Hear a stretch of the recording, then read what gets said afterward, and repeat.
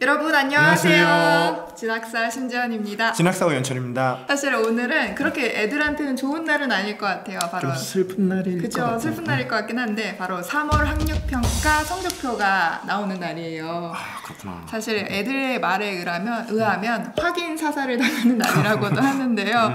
사실 워낙 3월 학력평가가 좀 어려웠었잖아요. 맞아요. 네, 그래서 다들 좀 실망도 많이 했고 상처를 좀 많이 받았던 시험이다 보니까 상처까지야 뭐. 네, 좀 우울했던 날이 될 것 같은데 네. 사실 뭐 성적표 하면은 많은 학생들이 점수만 보고 뭐 등급만 보고 사실 활용을 잘 못하잖아요. 그쵸.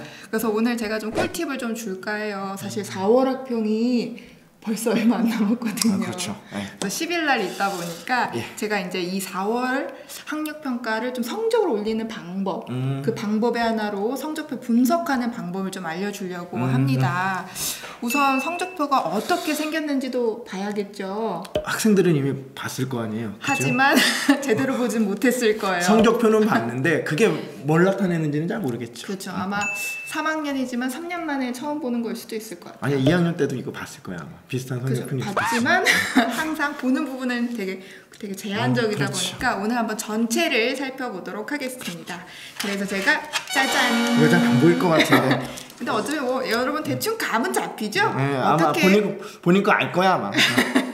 구석이 잡혔는지는 알 것 같아요. 그래서 팀장님 한번 자세히 설명해 주세요. 보니까 알죠? 그냥 네. 제가 툭툭 찔게요. 자, 첫 번째 성적표 하면 가장 여러분들이 관심 두고 있는 부분 어디죠? 그죠? 성적, 그죠? 이 부분이 아마 여러분들 잘 알고 있는 것처럼 원점수라든가 표준점수, 뭐 100분위, 등급 이런 성적들이 나오는 부분일 거고요.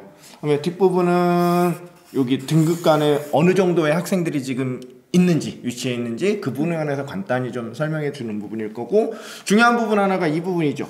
이 부분이 뭐냐면은 영역.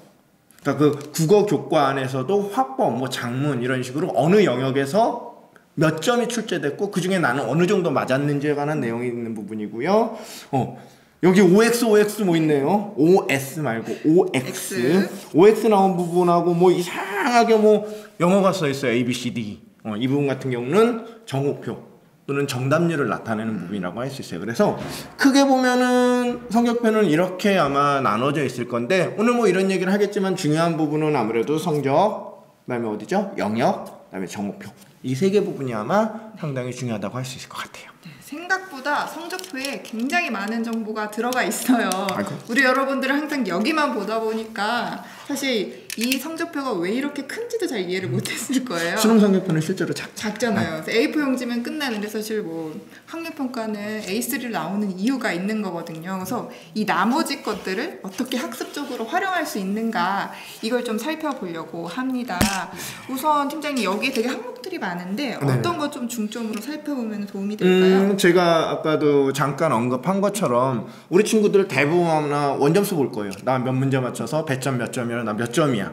그 다음에 이제 눈에 확 띄는 게 등급. 뭐 등급 얘기 많이 하니까 나 몇 등급이야 이거 볼 텐데, 중요한 건 여기서 뭐 다 어느 것 하나 중요하지 않은 부분은 없지만 잠깐 말씀드린 것처럼 실제로 이제 성적 부분에서도 지금은 어떤 성적? 그죠? 100분위 위주로 조금 활용을 해주시면 될 거고, 영역 같은 경우는 아마 제가 이제 조금 있다가 얘기하면서 또 얘기하겠지만 이게 이제 국어, 수학, 영어가 나와 있는데 행동 영역이라는 것과 내용 영역이라는 걸로 좀 조금 나눠질 수 있을 것 같아요. 좀 어려운 얘기긴 한데 그 얘기 좀 제가 해드릴게요. 그 부분인 요 영역 중요하고요. 물론 여기서도 중요한데 특히나 여기서는 맞고 틀리고도 중요하지만 그 밑에 있는 정답률이라는 거, A, B, C, D, E로 나온 정답률이라는 게 상당히 중요할 수 있을 것 같아요. 네, 그러면은 우선 우리 여러분들이 궁금해하는 부분부터 좀 살펴보려고 하는데요. 네. 우선 국어부터 이야기를 나눠보도록 하겠습니다. 이 국어도 이번에 굉장히 좀 어려웠어요. 사실 작년 수능부터 불수능 거리더니 그죠? 이번 3월 학평도 너무나도 어렵게 나와서 아무래도 오래 사실 것 같아요. 시험 문제를 실제로 하시는 분들은. 워낙 학생들이 너무 실망을 많이 했던 부분들이 있어서 자, 그럼 사실 국어는 점점 어려워지는데 이 국어를 어떻게 대비를 해야 하는가, 바로 이 성적표를 통해서도 저희가 좀 학습 계획을 세워볼 수가 있겠죠. 이렇게 좀 표현해 볼게요. 제가 잠깐만 이 얘기를 해볼게요. 제가 아까 뭐 내용 영역이 어떻고 행동 영역이 어떻고 이런 얘기 잠깐 했었죠. 그거 간략하게 한번 얘기해 볼게요. 내용 영역이라는 부분하고 행동 영역이라는 게 있어요. 뭐 내용 영역은 뭔지 몰라. 근데 하여튼 행동 영역이라는 건 그 영역에다 뒤에다 뭐뭐 하기 붙여서 말되면 돼요. 예를 들어 볼까요 한번? 국어 같은 경우는 화법, 뭐 작문, 문법 이렇게 되어 있죠. 그다음에 영어, 수학은 어떻게 되어 있어요? 계산, 이해, 추론, 문제 해결. 국어는요? 죄송해요. 영어는요?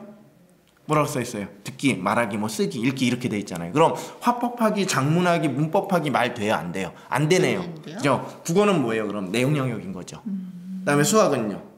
행동. 계산하기, 그렇죠. 이해하기, 추론하기, 문제 해결하기 말 되네. 행동. 그죠? 영어는요? 쓰기, 말하기, 읽기, 벌써 듣기 이건 행동. 그죠? 국어 얘기를 하려고 하는 거예요. 뭐냐면은 국어는 내용 영역이기 때문에 가장 중요한 건 뭐냐면 내용 영역의 특징이 뭐냐면 쉽게 얘기하면 이런 거예요. 그 영역 하나가 독단적인 영역이 될 수 있다라는 거죠. 화법 이런 것들이. 그에 비해서 행동 영역인 수학이나 영어 같은 경우는 어떻죠? 앞에 거를 모르면 뒤에 거를 잘 못 볼 수 있다라는 거예요. 행동 영역의 특징이 그거예요. 내용 영역은 내가 예를 들어 화법이 약하면 화법만 공부해서 확 일단 올려놔도 된다고요. 문학이 약하거나 비문학이 약하면 그 부분만 집중해서 공부를 해도 되는 건데 내용 영역이 아닌 행동 영역인 수학이나 이런 건 앞단원을 못하면 뒤하기가 점점점 어려워지죠. 그렇다고 한다면 국어는 이미 얘기 나왔네요. 그럼 내가 성적표를 통해서 내가 향후에 학습 계획, 학업 방법을 좀 찾아야 된다라고 한다면 빨리 뭘 찾으면 되죠? 내가 그렇죠. 취약한 부분이 어디인지를 빨리 찾는 거. 그게 급선무일 거예요. 그래서 어떻다? 국어 같은 경우는 요 정답표, 정오표, ABCD 이것도 중요하지만 더욱더 중요한 게 이 부분이라는 거예요. 화법이 배점이 몇 점인데 그 중에 나는 몇 점이었고 그 부분에서 전국 평균은 몇 점인지 그럼 내가 지금 문학이 약한지 화법이 약한지를 먼저 찾는 게 중요해요. 사실 뭐 정오표에서는 이게 구분이 잘 안 되어 그렇지. 있기도 하고 학생들도 문제를 다시 풀어볼 때 내가 작문에서 몇 개 틀렸고 비문학에서 몇 개 틀렸고 이렇게 계산을 안 하다 보니까 사실 성적표로 가장 구분하기가 쉬운 것 같아요. 그래서 아까 말씀해 주셨던 것처럼 내용적인 영역이기 때문에 뭐 문법을 못하면 문법만 또 추가적으로 일단은 좀 빨리 해서 올려야 된다라는 거죠. 내가 취약한 부분이 어느 부분인지 좀 빨리 찾아서. 국어는 그러면 영역 부분을 좀 유심히 보고 학습 계획을 좀 세워보면 좋을 것 같고요. 그럼 이제 수학도 좀 이야기를 나눠보도록 하겠습니다. 그럼 수학하고 영어는 그냥 합쳐서 얘기할게요. 어차피 같은 부분이죠. 행동 영역이 같은 부분이기 때문에 수학하고 영어는 그냥 뭉뚱그려서 제가 한꺼번에 좀 얘기를 해드릴게요. 행동 영역인 또 이거 들게 됐어요. 죄송해요. 행동 영역인 수학과 영어는 그럼 이 부분이 중요할까요? 물론 중요하기는 해요. 내가 어느 부분이 조금 취약한지는 알아야 되니까. 그치만 그거보다도 더 어디가 중요할까요? 그렇다면 여기가 더 중요하겠죠. 그죠? 왜요? 정답률이 나와 있으니까. 일반적으로 A가 뭐죠? 80% 이상의 정답률인 거예요. 무슨 얘기냐면 10명이 시험을 봤다라고 한다면 8명 이상이 맞춤 문제라는 거지. 그러니까 A가 가장 쉬운 문제라는 거죠. 그다음에 문제를 틀리면 안 되겠네요. 그렇죠. 그다음에 영어 2가 뭐죠? 정답률 20% 미만인 거죠. 그거는 10명 보면 2명만 맞히는 문제라는 거죠. 그렇다라고 한다면 내용 영역인 수학이라든가 영어는 어떻죠? 내가 정답률을 보면서 어느 부분이 내가 실제로 킬러 문항 고난이도 문제들을 좀 많이 틀리고 있는지 아니면 이게 실수인지 아니면 실력인지는 모르겠지만 어때요?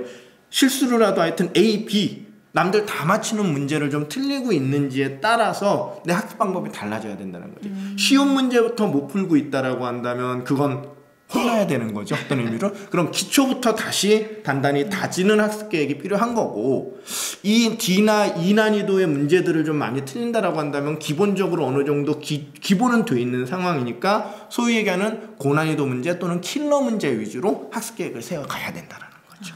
그래서 오히려 이 정오표 특히 이제 정답률을 보면은 본인의 학업 수준이 어느 정도에 있는지까지도 확인이 될 수 있을 것 같아요. 네, 그래서 맞아요. 응용이 약한 건지 개념이 부족한 그렇죠. 건지 실수를 많이 하는 건지 실수를 사실 많이 해요. 네. 실수도 실력이에요. 맞아요. 수능 같은 경우에는 뭐 실수 하나로 점수가 뭐 크게 왔다 갔다 하니까요. 그렇죠. 그래서 그런 거의 확인을 이 정오표로 하면 될 것 같습니다. 자, 그리고 이제 마지막으로 제가 궁금했던 부분이 바로 여기 부분이었어요. 여러분들 보이는지 모르겠지만 기타 참고 자료라고 해서 약간의 위치를 좀 파악할 수 있는 영역 조합의 위치요. 그러니까 뭐 이거는 지금 하나하나 나와 있지만 여기는 조합. 국수탐으로 내가 어느 정도의 위치가 있는지 알 수 있는 거죠. 근데 3월 학평에서 이 위치를 좀 파악하는 게 좀 도움이 될까요? 도움은 되나 정확히 얘기하면 도움은 되나 그게 정시까지 간다라고 얘기하기는 어려워요. 그러니까 정말 참고 자료로만 활용하시면 돼요. 어떤 의미냐면 누구는 혹자는 그러잖아요. 3월 학평 성적이 수능 성적이다라고 얘기했는데 더 떨어질 수도 있어요. 그렇죠. 올라갈 수도 있는 거고. 네, 그렇기 때문에 지금 요 성적에 성적표 받고 이 성적에 일희일비할 필요 없고요. 네. 여러분들 그냥 4월 학평 준비 이러면서 내가 지금 어느 정도의 위치에 있는지 100분 위잖아요. 위. 그렇죠? 유리 아니고 100분 위기 때문에 내가 어느 정도의 위치에 있는지 내가 어떤 문제들을 틀렸는지 이런 거에 조금 집중해서 성적표를 활용해 보면 좋을 것 같아요. 사실 이것으로 저희가 성적표는 다 분석을 해본 것 같은데요. 네. 사실 4월 학평이 정말 얼마 안 남았어요. 얼마 안 남았죠. 그렇지만 저희가 말했던 부분만 정말 꼼꼼히 한다면 성적 오를 수 있겠죠? 오르겠죠? 올라야 합니다, 여러분. 오를 거예요. 오를 수 있어요. 이 영상을 끝까지 봤다라는 거 하나에도 오를 거예요. 오를 희망을 가져도 됩니다. 그러면 다음에도 더욱 알찬 뉴스로 돌아올게요. 네. 안녕.